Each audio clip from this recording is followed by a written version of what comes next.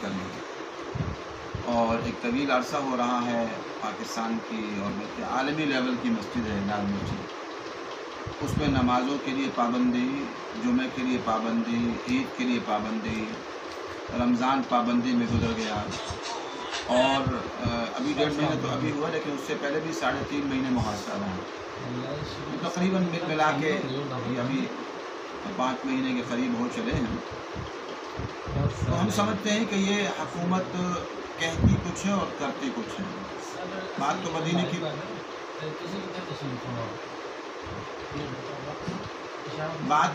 کی ریاست کی جاتی ہے، لیکن مدینہ کی ریاست میں تو مساجد کھلی تھی، اور مساجد پر یہ پابندیاں نہیں تھیں جو ہمارے ملک میں ہونا۔ اصل مقصد یہ ہے ان کا کہ یہ جامعہ سیدہ حفصہ جو لال مسجد کے ساتھ بننا چاہتا ہے، جو 13 سال سے امت مسلمہ کے ذمہ قرض ہے اور فرض بھی ہے، اس کو یہ بننے نہیں دینا چاہتے، اور یہ چاہتے ہیں کہ لال مسجد کے ساتھ کوئی مدرسہ نہ ہو، اور اس کی رکاوٹ ڈال رہے ہیں۔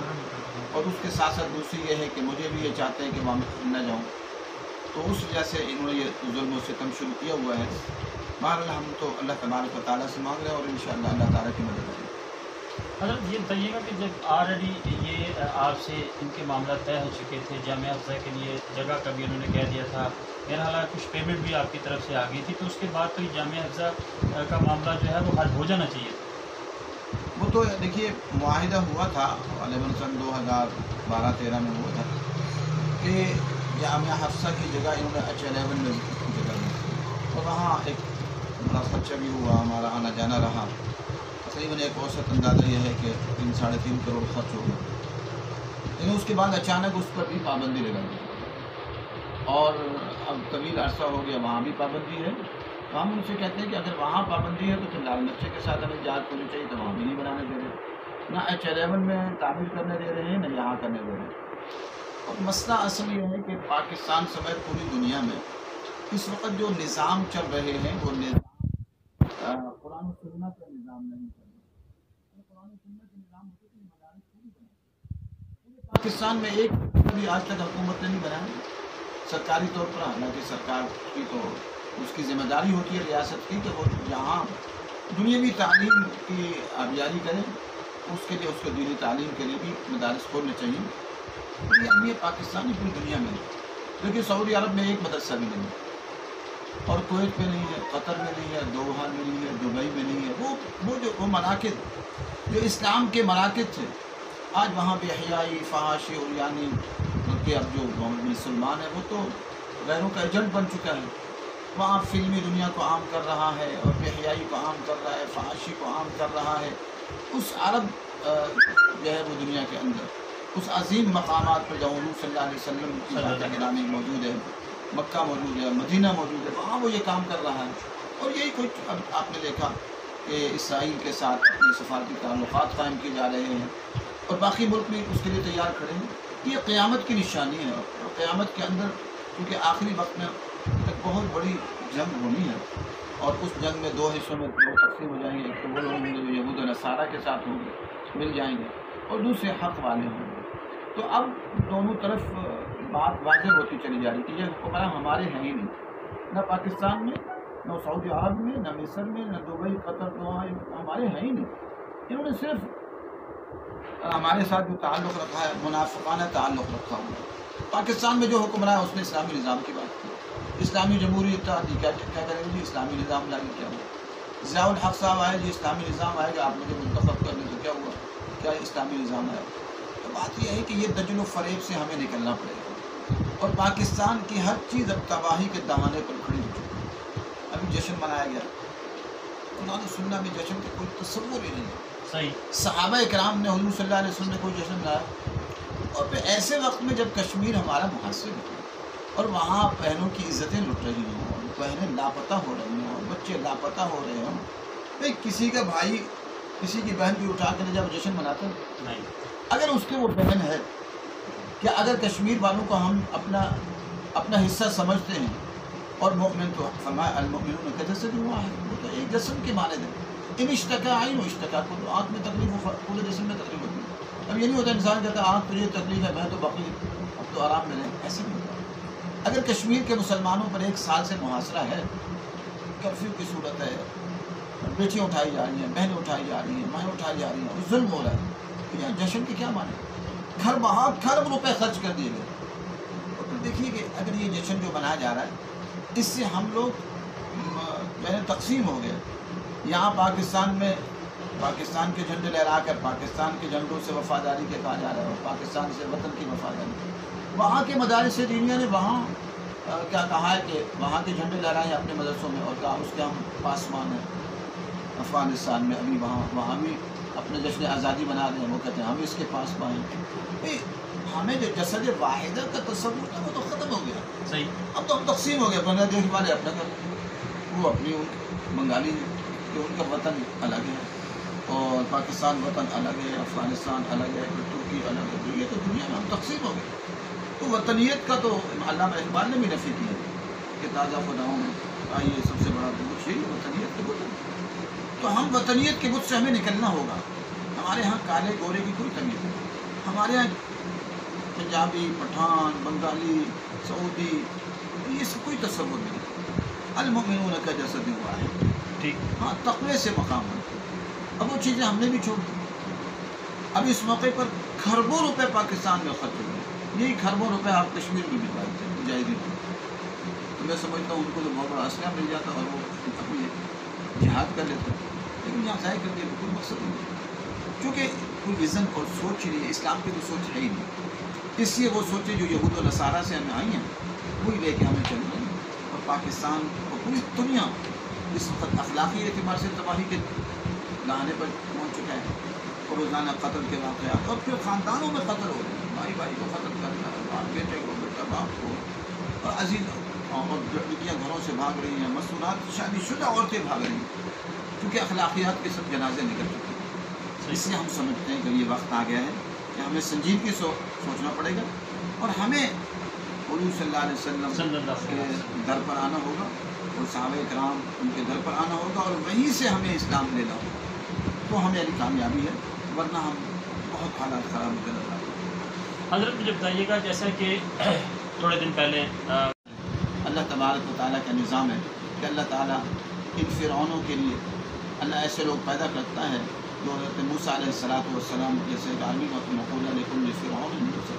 اللہ تعالیٰ ایسے لوگ پیدا کرتے رہے ہیں. تو انشاءاللہ جو ہے حق و صداقت کی آواز جو جامعہ سیدہ حفصہ سے بلند ہو رہی ہے وہ ہوتی رہے گی، اور پاکستان کا طاغوتی نظام بھی آخری انجام کو پہنچ رہا ہے. آپ یہ بتائیے، کبھی سوچیے قومی اسمبلی پر ماہانہ ان کے سفروں پر، ان کے کھانے پر، ان کی رہائش پر اربوں روپے خرچ ہیں، لیکن ہمیں قومی اسمبلی دیتی کیا ہے؟ کوئی بتا دیں کہ 10 سال کے اندر قومی اسمبلی نے قوم کے لیے کیا فیصلے کیے؟ وہ فیصلے تو بتا دیں نا. سینٹ پر آپ سینٹ کو دیکھیں اکثر تو خالی ہوتے ہیں، کوئی ایک کا دکا کھڑا ہوتا تفریح کر رہا ہوتا ہے، اور ساری سیٹیں خالی. یہ نہیں کہ ان کو تنخواہیں نہیں ملتی. میں تو کہتا ہوں کم از کم ان کو دہاڑی پر تو کر دو، تو ان کو جب آئے تو اس کو دہاڑی ملے. وہ سارے پیسے لے رہے ہیں. اور میں نے اس دن دیکھا ایک تصویر کے اندر کوئی بیان کر رہا ہے، میں نے گنے تو تقریباً 10-15 افراد بیٹھے ہوئے ہیں. سینٹ کے اربوں روپے کے خرچے، اور قوم کو پڑھتے. اور فیصلے کون کرتے ہیں؟ فیصلے ہوتے ہیں وزیر اعظم صاحب بیٹھتے ہیں، ان کی چھوٹی سی کابینہ بیٹھتی فیصلے کرتے ہیں. کہ وہاں پر فوج کے افسران بیٹھ جاتے ہیں، وہ فیصلے کرتے ہیں. قومی اسمبلی تو کوئی پوچھتے کوئی نہیں. یہ قومی اسمبلی سے پوچھا گیا کہ لاک ڈاؤن کتنا کرنا ہے کتنا نہیں کرنا، وہ بحث ہوئی نہیں، کوئی بھی نہیں پوچھا تھا. قومی اسمبلی سے پوچھا کہ مساجد کو بند کر دو، قومی کچھ بھی نہیں پوچھتے. تو قومی اسمبلی کس مرض کی دوا ہے؟ صحیح. وہ اربوں روپے جو قوم کا اثاثہ جا رہا ہے، اس کے اندر پیسہ لگ رہا ہے. ایسی صوبائی اسمبلیوں کا حال ہے. اب قومی اسمبلی کا جب ایک اجلاس ہوتا ہے، یہ سفر کر کے آتے ہیں پورے ملک سے، تو اربوں روپے اس کے خرچ ہو جاتے ہیں، ایک سیزن پر خرچ ہو جاتے ہیں. لیکن اس کا نتیجہ قوم کو کیا ملتا ہے؟ کچھ نہیں. تو میں سمجھتا ہوں کہ ہمیں اس ملک کو حقیقی معنوں میں مدینے کی ریاست بنانا ہوگا. یا ہمارے حکمران سادہ زندگی بسر. آج بھی پڑھ رہا تھا کہ ہمارے خلفائے راشدین یہ کرتے تھے کہ مہمانوں کے لیے تو اچھا کھانا پکواتے تھے، اور اپنا کھانا جا کے اندر کسی زیتون کے تیل کے ساتھ یا کسی چیز کے ساتھ سالت کھانا کھاتے. اور یہاں قوم بیچاری ان کو کھانے کو نہیں مل رہا، وہ خودکشیاں کر رہی ہے. اور ان وزیر اعظم کا ذرا کھانا آپ چیک کر لیں، اور صدر کا کچھ وزیر اعظم صدر کی بہت بڑی بلائیں ہیں. تو آپ کسی چھوٹے سے افسر کا کھانا ہی چیک کر لیں، ہمارے ایس ایچ او صاحب کا کھانا چیک کر لیں، وہی اتنا اعلیٰ اور عرفہ ہوگا کہ آپ حیران ہو جائیں گے. تو یہ جو اس ملک میں سمجھتا ہوں کہ چند لاکھ بادشاہ ہیں، ان بادشاہوں کو اب قربانی دینا ہوگی، تب قوم کے مسائل حل ہوں گے، ورنہ قوم بیچاری پس گئی ہے، قوم کے پاس کھانے پینے کو نہیں ہے، رہائش کی جگہ نہیں ہے، اور ان کے بڑے بڑے محلات، زرداری صاحب کے محلات اور بلاول ہاؤس اور نواز شریف اور سب ایک سے ایک کے محلات، وہ آپ دیکھ لیں، اس کے احساسوں کا پتہ ہی نہیں، ان کو کوئی پوچھنے والا نہیں، عدالت بھی نہیں پوچھ سکتی۔ اگر وہ اربوں روپے لیتے نا، وکیل کو دیتے ہیں کروڑ چند کروڑ، اعتزاز حسن جیسا وکیل کرتے ہیں جس کے سامنے جج بھی گھبرایا ہوتا ہے، اور اس کے بعد جج کو ہی 4-5 کروڑ پکڑا دیتے ہیں اور ان کے حق میں فیصلہ ہوتا ہے۔ اور آپ اب جو اندر جیلوں کی داستانیں آ رہی ہیں سامنے، ساہیوال جیل کے اندر جو مظالم ہو رہے ہیں، ایسے مظالم کے آفوں کے ساتھ، اور میڈیا کو اجازت نہیں ہے۔ نہیں، آپ ایک طرف کہتے ہیں کہ جہاں آپ میڈیا آزاد ہے تو آپ بھیجیں نا وہاں پر، اور پھر یہ عجیب بات ہے کہ آج تک میرے اندازے کے مطابق ایک خبر 5 مہینے محاصرے کے ہو گئے لال مسجد کے، ایک خبر میڈیا میں نہیں چلی۔ یہ میڈیا کیسے آزاد ہے؟ وہاں میڈیا ہے ہمارا، یہ مشہور چینل ہے، کہیں کسی پر خبر چلی ہے، کہیں نہیں چل رہی، تو کیسی آزادی ہے؟ اور پھر آپ جو ہے نا جا کر جو جیلوں کا دورہ کرنا، ان سے پوچھے تو صحیح غریبوں سے کہ کس حال میں ہو تم، ان سے پوچھے نا، اس ظلم و ستم کی انتہا ہوگی۔ تو یہ صرف اور صرف دجل و فریب ہے کہ پاکستان ایک اسلامی ریاست اور اسلامی قوانین نہیں۔ میں تو علماء کو، تمام علماء کو، جمہوریت پسند علماء علمان سے ہمارے بزرگ ہیں، لیکن ان کو بھی مناظرے کے چیلنج دے چکا ہوں کہ آپ آئیں، مناظرہ اس بات پر کرتے ہیں کہ پاکستان کا قانون اسلامی، میں کہتا ہوں غیر اسلامی ہے، یہ انگریز کا کفری قانون ہے، اور یہ پاکستان کا نظام بھی اس سے کوئی تعلق نہیں، جمہوریت کے اسلام سے کوئی تعلق نہیں۔ آئیں اس پر بات کر لیں۔ اور جو آئین ہے، اس آئین کے اندر کسی ایک آدھ جگہ اوپر لکھ دیا گیا کہ ہمارا سپریم لا قرآن و سننا ہوگا۔ دیکھیے ہوگا، اگر ایک آدمی کہتے ہیں میں مسلمان ہوں، چھوٹی شک ہے، وہ کہہ رہی ہے کہ موجہ جتنے قوانین ہیں ان کو تحفظ ہوگا، اور وہ سارے قوانین انگریز کے بنائے ہوئے، تو کفری قوانین کا تحفظ بھی کفر ہے۔ صحیح، تو آئین کیسے ہے؟ تو پھر آئین میں یہ لکھا ہے کہ جو ہماری حدود اللہ ہیں ان کی جگہ سزائیں جو لکھی ہیں وہ عام انگریز کے قوانین کے مطابق۔ اس سے آج چوریاں بڑھ رہی ہیں، ڈاکے بڑھ رہے ہیں، قتل بڑھ رہے ہیں، بچوں کے اغوا بڑھ رہے ہیں، اور جا کے یہ وہاں پر کر لو، یہ کیس کر لو، اور کیس آپ لڑتے لڑتے 10-20 سال گزر جاتے ہیں، زندگیاں گزر جاتی ہیں، آپ کا انصاف نہیں ہے۔ اس سے ہم سمجھتے ہیں کہ قرآن و سنت کو نافذ لے، اور فیصلے 10 سے 15 دن کے اوپر نہیں ہونے چاہیے۔ صحیح، اور جو قاضی 15 دن سے اوپر لے جائے اس قاضی کو سزا ملنی چاہیے کہ تو 15 دن سے اوپر کر کیا رہے گا۔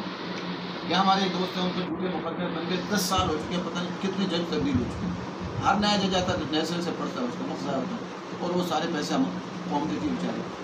میں سمجھتا ہوں کہ 15 دن آخری حد ہونی چاہیے کہ 15 دن کے اندر فیصلہ ہو جائے۔ جی، یار یہ جرگے بیٹھتے 3 دن کے اندر فیصلے کر لیتے ہیں قتل کے، سے اوپر لے جانا مسئلے کو، کوئی جج کو بھی سزا ملنی چاہیے۔ تو کر کیا رہا ہے؟ اس لیے قرآن و سنت کے نفاذ کی ضرورت ہے، ورنہ ملک ہمیں تو تباہی کی طرف جاتا نظر آتا ہے، ہر چیز اس کی تباہ ہو چکی ہے، اللہ نہ کرے جو ہے حالات تباہی کی طرف۔ ٹھیک، ناظرین میرے ساتھ